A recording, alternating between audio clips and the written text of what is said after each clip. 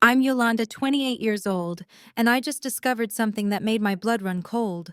While checking my doorbell camera footage from work, I saw my parents and brother Jake inside my house, measuring my bedroom with a tape measure.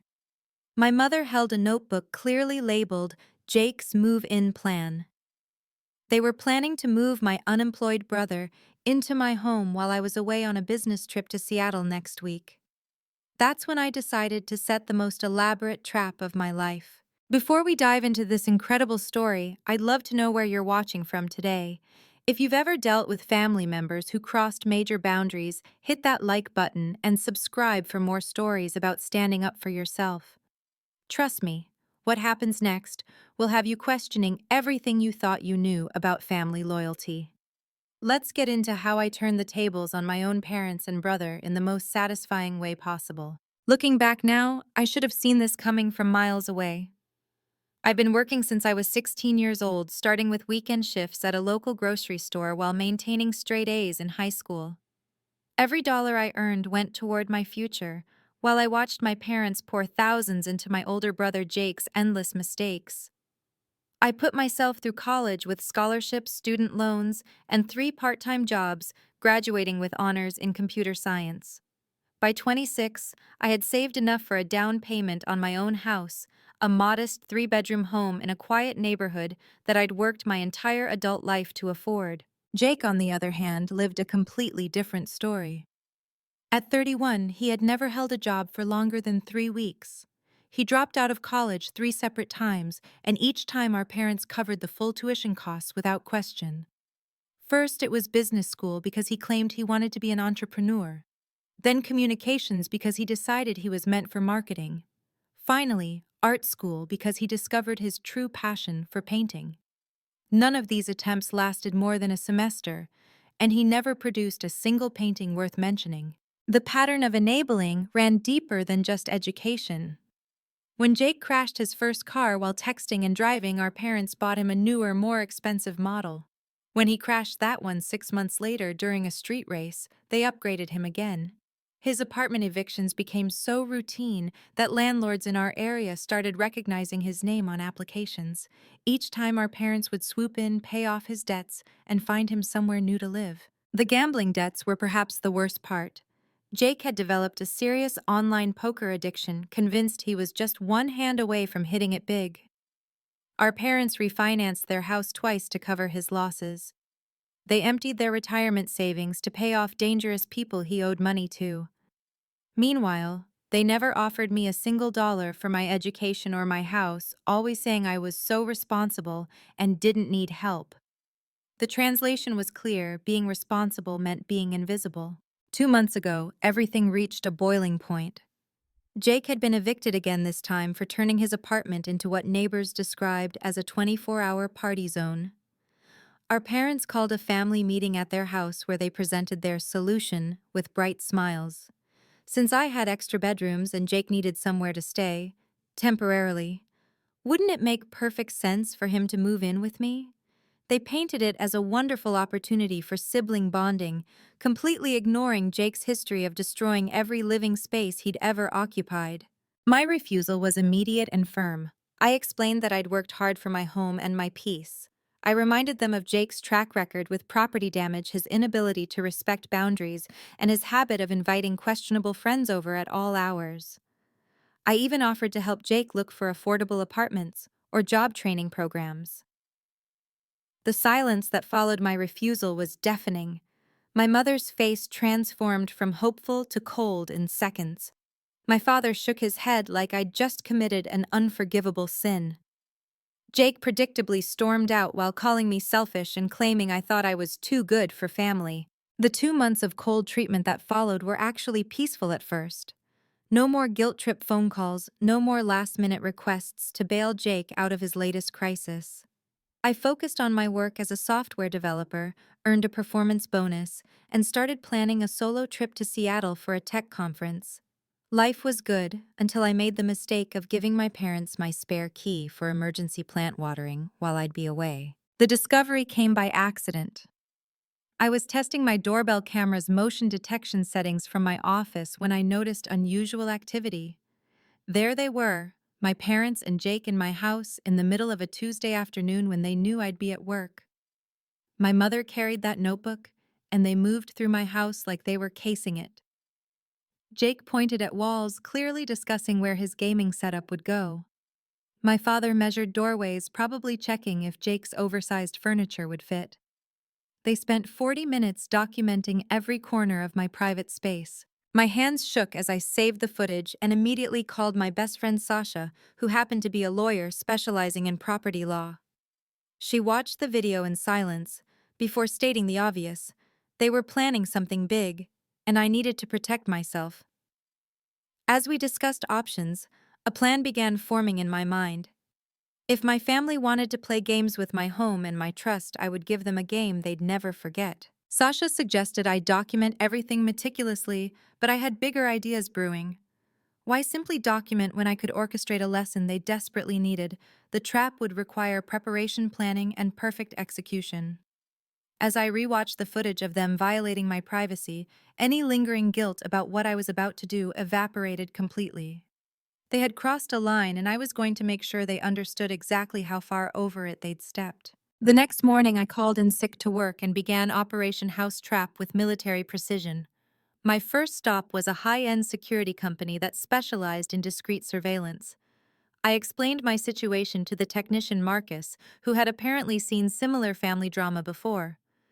Within hours, he had installed state-of-the-art hidden cameras in every room, each one smaller than a button and completely invisible to the untrained eye. The system connected to my phone, allowing me to monitor and record everything in crystal clear quality from anywhere in the world. Next came the locks. I hired a locksmith to change every lock on my doors, but here's where it got interesting. I had him create 2 sets of keys, one real set that I'd keep, and one fake set that looked identical but wouldn't actually open the doors. These fake keys were special, though. Marcus had rigged them with tiny transmitters that would send a silent alarm to my phone the moment someone tried to use them. I carefully placed the fake keys where my parents had left the originals, knowing they'd already made copies. Sasha proved invaluable in the next phase. Through her connections in the local theater community, she helped me hire 3 actors who were thrilled to participate in what they called immersive family justice theater. The first actor, Robert, was a distinguished older gentleman who could convincingly play an FBI agent. The second, Catherine, was perfect for a stern health inspector role. The third, Diego, would portray the previous homeowner's nephew with inheritance claims. Each actor received detailed scripts and backstories that I'd crafted to create maximum confusion and panic. The pranks required a delicate balance between harmless and memorable. I installed spring-loaded glitter bombs in every closet designed to explode in a shower of biodegradable sparkles when opened. The cleanup would be a nightmare, but no permanent damage would occur. Air horns were carefully attached to door handles in the guest bedrooms, positioned to blast at ear-splitting volume when turned. My personal favorite was the motion-activated speaker system I hid throughout the house, programmed to play an array of horror movie soundtracks, creaking noises, and ghostly whispers. Protecting my actual valuables became the next priority. I rented a climate-controlled storage unit and systematically moved everything of real value out of the house. My grandmother's jewelry, my electronics, important documents, photo albums, and even my designer clothes went into secure storage. In their place, I arranged convincing fakes. The flat-screen TV became a display model worth nothing. Costume jewelry replaced real pieces. Even my laptop on the desk was actually a broken unit from an electronics recycling center carefully positioned to look functional. The smart home system I'd installed months earlier became my secret weapon. I spent hours programming elaborate scenarios that would activate based on motion detection patterns. If someone entered my bedroom without authorization, the lights would strobe, the speakers would wail, and the thermostat would drop to 50 degrees. The kitchen would trigger different effects cabinets programmed to pop open, the garbage disposal grinding ominously, and the refrigerator's water dispenser randomly spraying. Each room had its own unique nightmare waiting to unfold.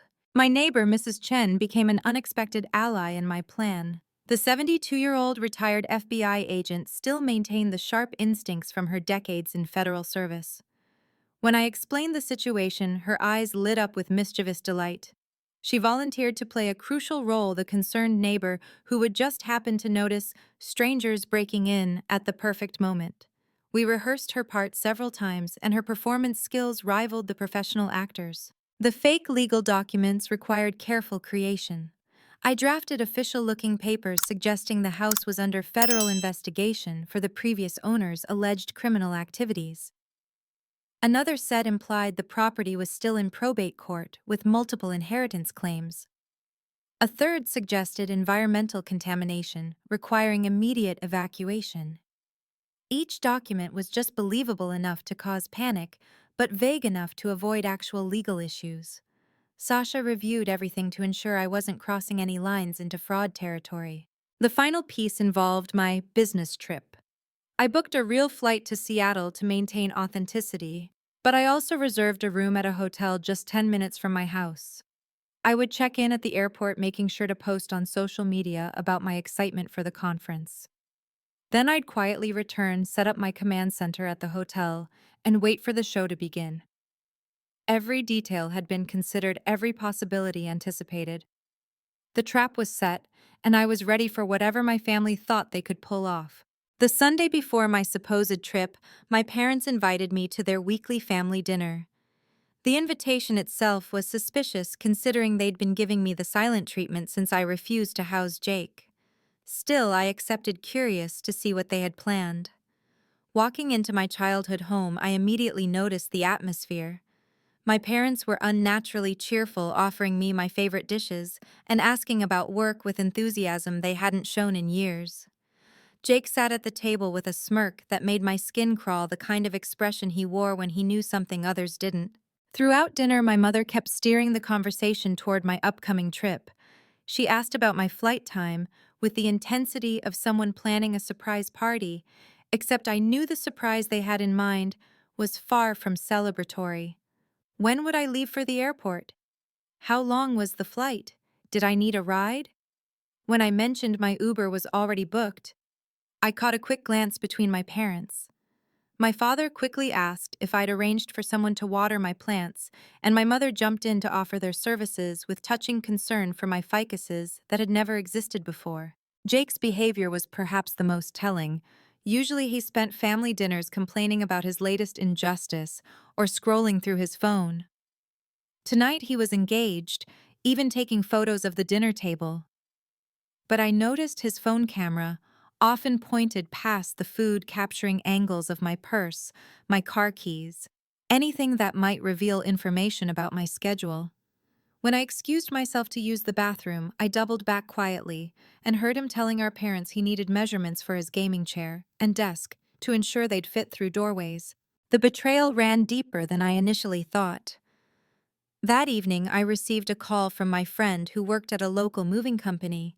He'd overheard my parents booking a truck for the exact dates of my Seattle trip, requesting the largest size available for a full household move.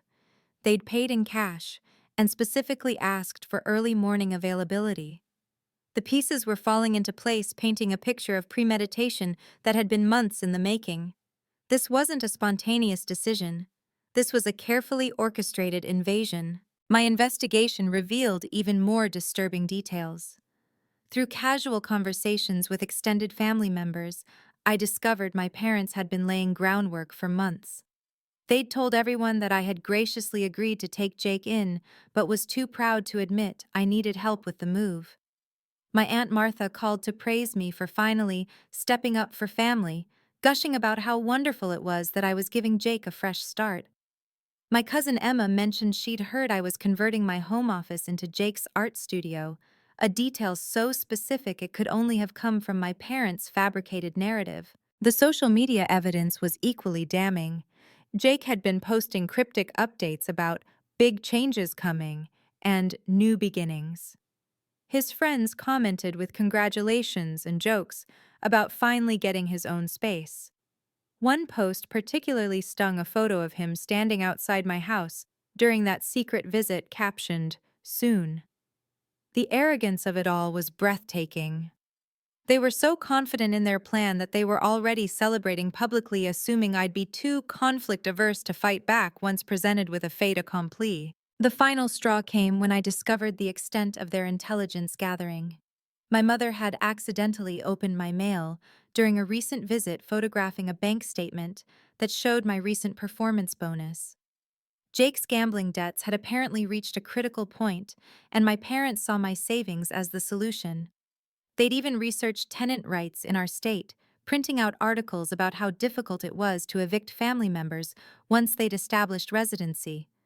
They weren't planning a temporary stay. They were planning a hostile takeover of my life. I spent that night after dinner in my home looking at each room through new eyes. My office, where I'd built my career, would become Jake's gaming den. My guest room, carefully decorated for visiting friends, would house his collection of broken electronics and dirty laundry. My peaceful living room would echo with the voices of his questionable friends at 3 in the morning. The home I'd worked so hard to create would be transformed into another casualty of my parents' enabling and Jake's entitlement. Sitting in my kitchen at midnight, I finalized every detail of my trap. The cameras were recording, the actors were confirmed, the pranks were primed, and my resolve was steel. They thought they were moving Jake into my house, but what they were really moving into was a carefully orchestrated lesson about boundaries, consequences, and respect. The amateur hour of their planning was about to meet the professional precision of someone who'd finally had enough. In less than 48 hours, the trap would spring, and my family would learn exactly what happened when they mistook my kindness for weakness. Monday morning arrived with perfect Seattle-worthy drizzle, adding atmosphere to what would become the most entertaining day of my life. I made a show of loading my suitcase into the Uber, waving at Mrs. Chen, who was conveniently watering her plants despite the rain. My social media posts from the airport were carefully timed, including a selfie at the gate and a complaint about overpriced coffee. Once boarding began, I slipped away, collected my rental car, and checked into the hotel room that would serve as my command center for the unfolding drama. By 7 a.m. Tuesday, my phone lit up with the first silent alarm. The fake key had been inserted into my front door lock. I opened my laptop connected to the camera feeds and watched as my parents' car pulled into my driveway, followed by a massive moving truck. Jake jumped out first, practically bouncing with excitement, while my parents emerged with the determined expressions of people on a mission.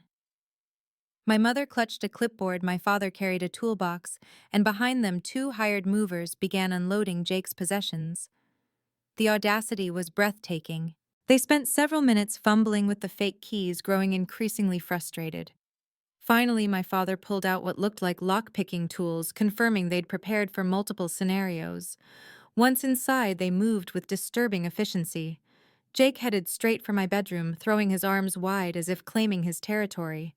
My parents began directing movers, and within minutes, boxes labeled Jake's gaming setup and Jake's clothes were being hauled up my front steps. My mother had even brought cleaning supplies, apparently planning to erase any trace of my existence from my own master bedroom. At exactly 7:45, the first actor arrived. Robert, in his perfectly pressed suit and FBI credentials, knocked on the door with authority that made everyone freeze. Through the cameras, I watched my father's face drain of color as Robert introduced himself as Agent Williams, investigating the previous homeowner for money laundering. He explained that the house was under surveillance and any new occupants would be subject to extensive background checks and potential asset seizure. Jake immediately started sweating, probably thinking about his own gambling activities. Robert performed beautifully, taking photos of everyone present and requesting identification while making ominous notes on his tablet. After Robert left, my family huddled in the living room, debating whether to continue. My mother, ever the driving force, insisted it was clearly a misunderstanding that I could sort out later. They resumed moving, though, with noticeably less enthusiasm. That's when the first glitter bomb detonated. Jake had opened my bedroom closet to hang his clothes, triggering an explosion of purple and gold glitter that covered him from head to toe. His shriek was so high-pitched that the movers dropped a box, spilling gaming equipment across my hardwood floors. My mother rushed to help, opening the linen closet and triggering another glitter bomb, this one in neon green and hot pink. Catherine arrived as the health inspector while they were still trying to vacuum glitter from every surface. Her performance was masterful. pointing out numerous violations that would require immediate remediation. She cited everything from suspected asbestos in the walls to possible black mold in the bathroom, each claim more dramatic than the last. She slapped bright orange warning stickers on every appliance and handed my father a thick stack of paperwork explaining that occupancy was forbidden until all issues were resolved.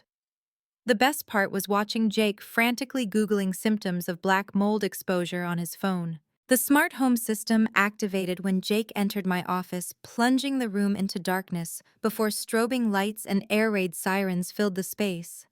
He stumbled backward, crashing into a mover carrying his computer monitor, which shattered on impact. My father tried to find the circuit breaker to stop the chaos, but I'd programmed the system to switch between different rooms randomly. Just as they'd calm one room, another would erupt in supernatural sounds and effects. The kitchen was particularly effective, with the garbage disposal grinding menacingly, while the refrigerator doors swung open and closed. Diego's arrival as the previous owner's nephew was the cherry on top of the chaos cake. He burst through the front door that my family had left unlocked, shouting about his inheritance and waving official-looking documents.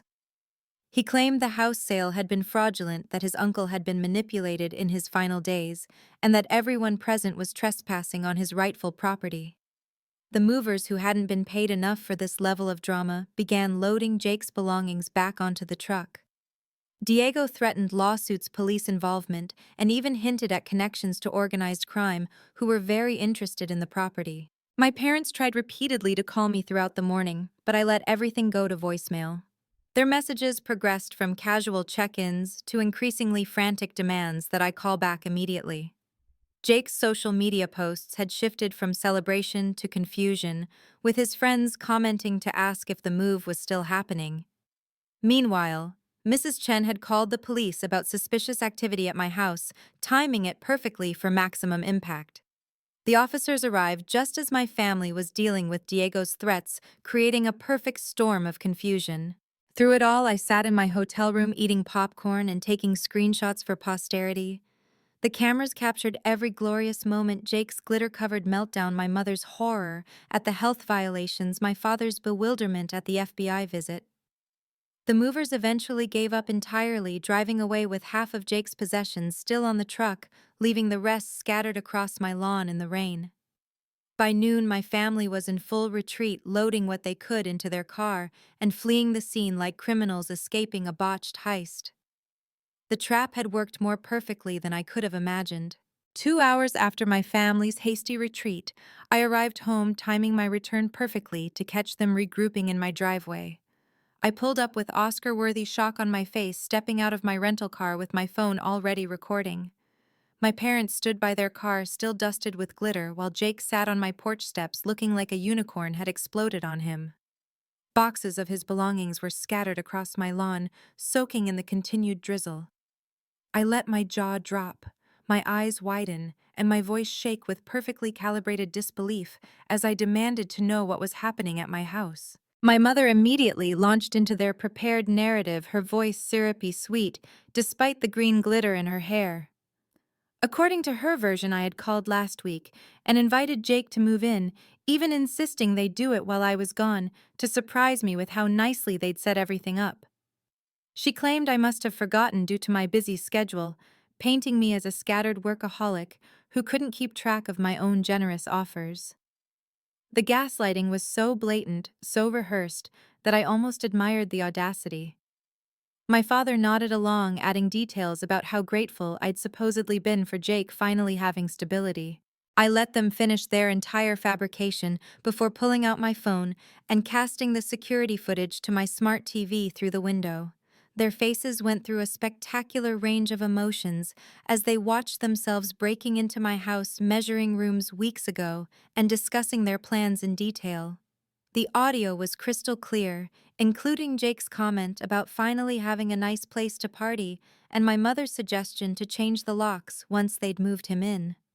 I even had footage of them researching tenant rights and planning to establish Jake's residency before I could react. The silence that followed was deafening. Jake's response was predictably aggressive. He lunged toward me, screaming about family loyalty and how I owed them for all they'd done for me. Before he could reach me, Sasha's car pulled up with perfect timing.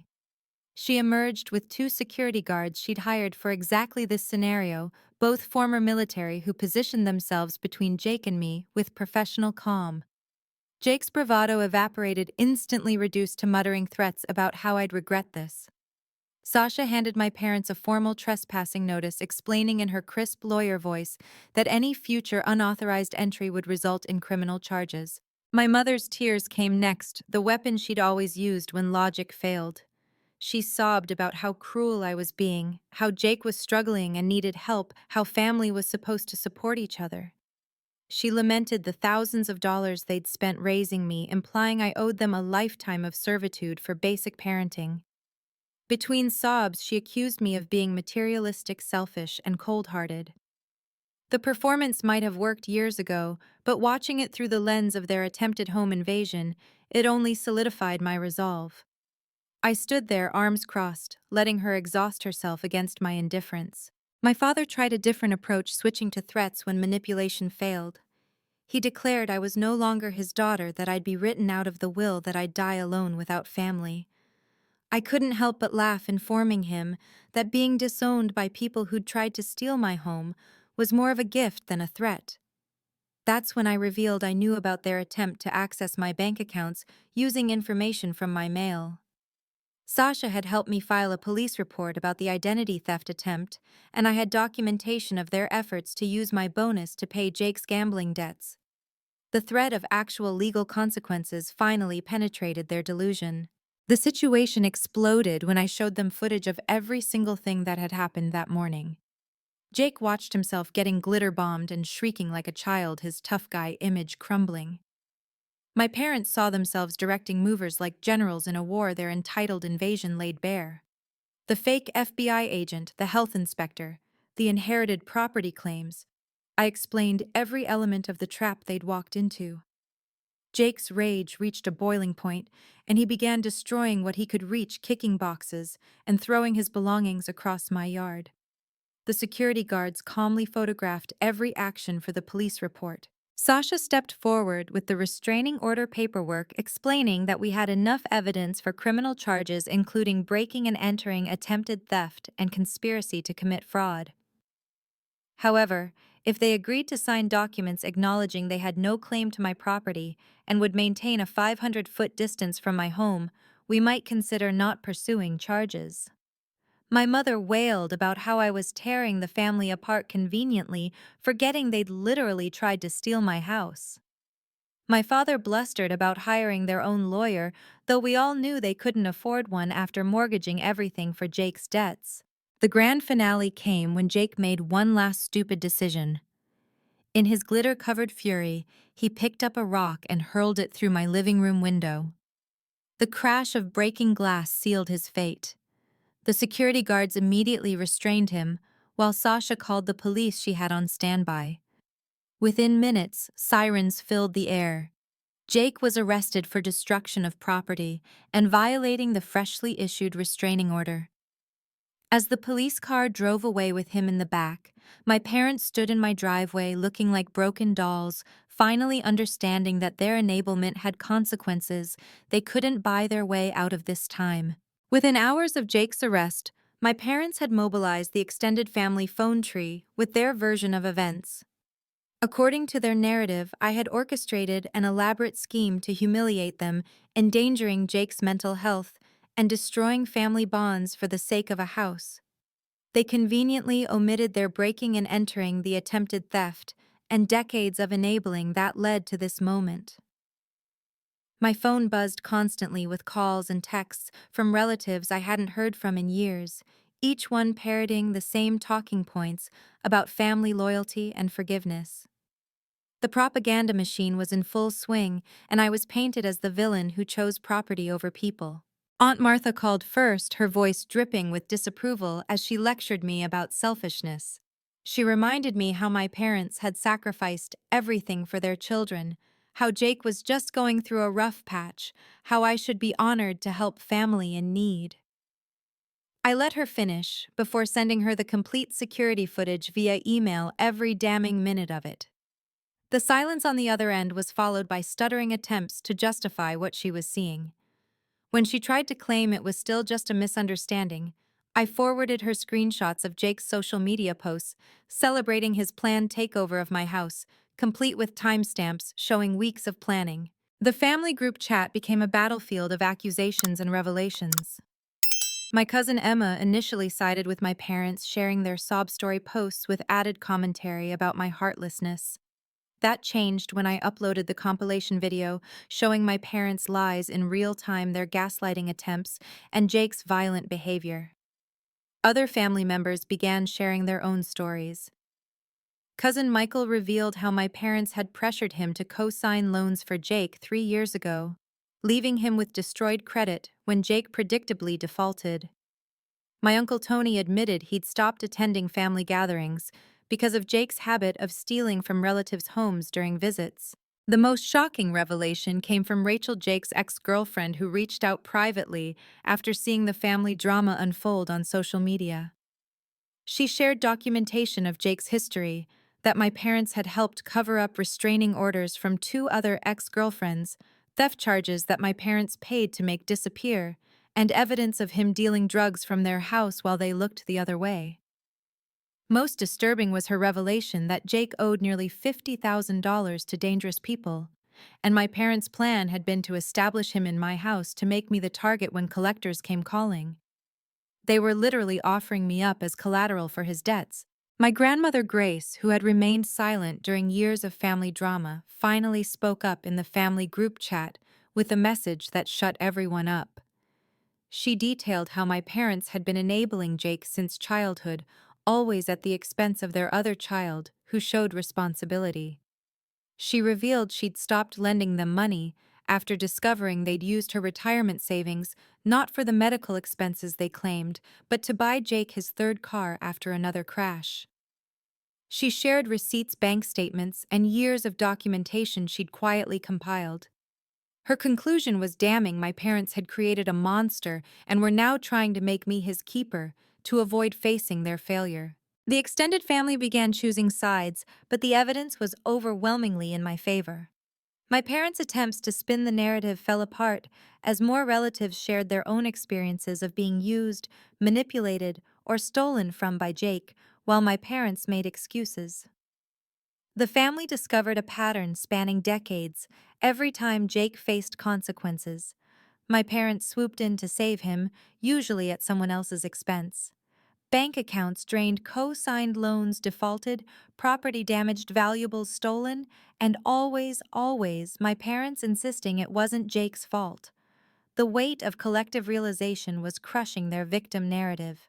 My workplace became the next battlefield when my parents, desperate and running out of options, showed up at my office building. They caused a scene in the lobby, demanding to see me, telling anyone who would listen that I was a terrible daughter who had abandoned family. Security footage showed them trying to push past reception, my mother wailing about her ungrateful child, while my father demanded to speak to my manager about my mental state. My company's security team handled it professionally, escorting them out while I watched from an upstairs window. My boss, who'd heard the whole story, offered me additional security and work-from-home options until things calmed down. The final attempt at forced contact came at 2 in the morning the following Friday. My cameras detected motion at my back door, where my parents were attempting to use tools to break in. They'd waited until they thought I'd be deeply asleep, probably planning to move Jake's things in anyway, and dare me to call the police on them again. What they didn't know was that I'd installed an alarm system that immediately notified both me and the police. I watched through the cameras as they fumbled with the locks, whispering urgently about hurrying up. The arriving police officers found them with burglary tools, violating the restraining order and attempting breaking and entering. This time they were both arrested. Their arrest became the final nail in their narrative's coffin. Local news picked up the story of parents arrested trying to break into their own daughter's home, and the truth began spreading beyond our family. Their reputations in the community, built on years of playing the devoted parents card, crumbled as neighbors and friends learned the truth. The church they attended, where they'd solicited prayers and donations for struggling Jake, began asking questions about where that money had really gone.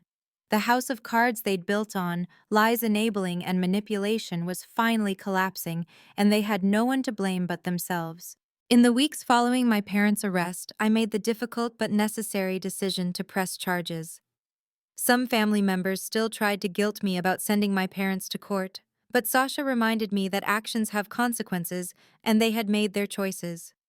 The judge, after reviewing the evidence, including security footage, their premeditation, and the attempt to steal my identity for Jake's debts, issued permanent restraining orders and sentenced them to probation with mandated counseling.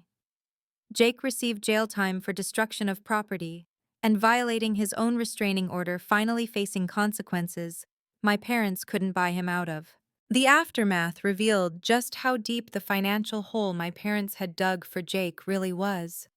With him in jail and them unable to access my resources, Jake's creditors came calling.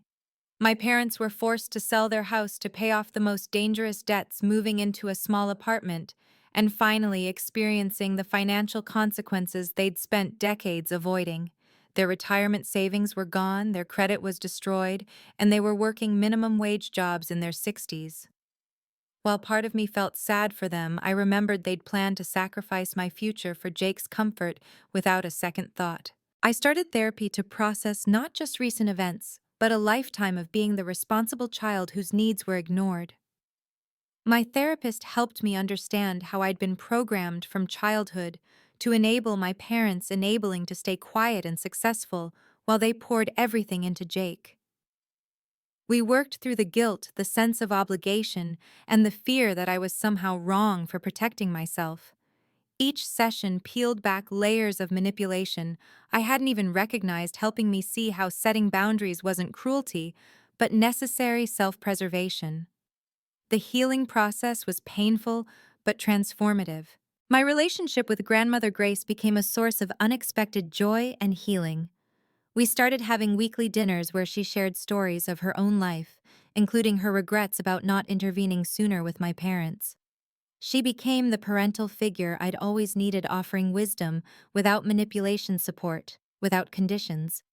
Through her, I connected with cousins and relatives who had distanced themselves from my immediate family years ago.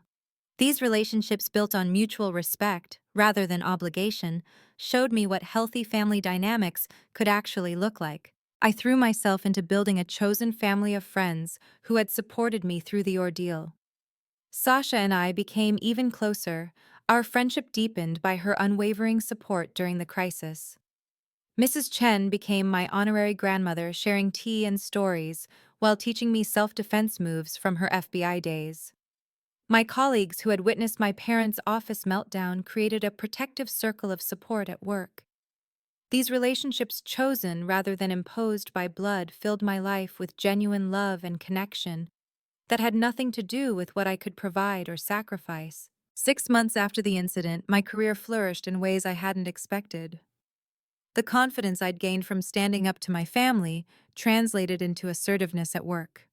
I negotiated a promotion to senior developer-led major projects and even started mentoring junior employees. The performance bonus my parents had tried to steal became seed money for investment properties, building wealth they could never touch. My house, once almost stolen, became a haven where I hosted dinner parties for my chosen family, filling it with laughter and joy instead of drama and manipulation. The most meaningful development was my volunteer work with young adults escaping toxic family situations. I partnered with local organizations to share my story and provide practical advice about protecting assets, recognizing manipulation, and building independent lives. So many young people had been convinced they owed their families unlimited access to their success, just as I had been. Helping them see that love shouldn't come with a price tag, that boundaries weren't betrayal, became a powerful part of my own healing. Their courage in building their own lives inspired me daily. Surprisingly, Jake reached out from jail through his court-appointed lawyer, not for money, but to genuinely apologize. Prison had forced him to face consequences for the first time in his life, and without my parents enabling, he was finally taking responsibility. He was attending addiction counseling, getting his GED, and planning for an honest life after release. While I wasn't ready for a relationship with him, I appreciated his acknowledgement of the harm he'd caused. My parents, however, remained convinced they were victims sending flying monkeys in the form of distant relatives to test my boundaries periodically. Each attempt was met with the same firm refusal to engage. A year after setting my trap, I hosted Thanksgiving at my house for my chosen family. As we sat around my dining table sharing gratitude and genuine affection, I realized I'd gained more than I'd lost. The empty spaces left by my biological family were filled with people who valued me for who I was, not what I could provide. My home, almost stolen by those who should have protected me, had become a symbol of my strength and independence. The trap I'd set hadn't just caught my parents in their lies, it had freed me from a lifetime of manipulation disguised as love. Looking back, I sometimes wonder what would have happened if I'd simply changed the locks and ignored their scheme. But I know that wouldn't have solved the deeper problem. They would have continued escalating, continued believing that my success was their safety net. The elaborate trap wasn't just about protecting my house. It was about breaking a cycle that would have consumed my entire life. Every glitter bomb that exploded was years of suppressed anger. Every actor who performed was a voice I'd never been allowed to have. Every moment of their panic was a boundary I was finally setting in spectacular fashion. My story spread beyond my family and volunteers, reaching others trapped in similar situations. I received messages from people worldwide who had been convinced they were selfish for not sacrificing everything for family members who gave nothing in return. Many shared their own stories of setting boundaries, of chosen families, of freedom found in saying no. If my experience could help even one person recognize that they deserved respect and autonomy, then every moment of drama had been worth it. The trap I set for my parents ended up catching something far more valuable: my own freedom and self-worth. To anyone watching who's dealing with family members who mistake your kindness for weakness, who plan to take what you've earned while calling it love, know that you have the right to protect yourself. Family isn't a free pass for theft, manipulation, or abuse. Sometimes the most loving thing you can do is show people the consequences of their actions, even if it means setting a trap they'll never forget. Thank you for joining me on this journey of standing up to those who thought they could steal my home and my life. If you've ever had to set boundaries with entitled family members, I'd love to hear your story in the comments below. What was your breaking point? How did you protect what you'd worked for? And to those still struggling with guilt about putting yourself first, what questions can I answer to help you find your own freedom? If this story resonated with you, please hit that like button to help others find it who might need to hear that they're not alone.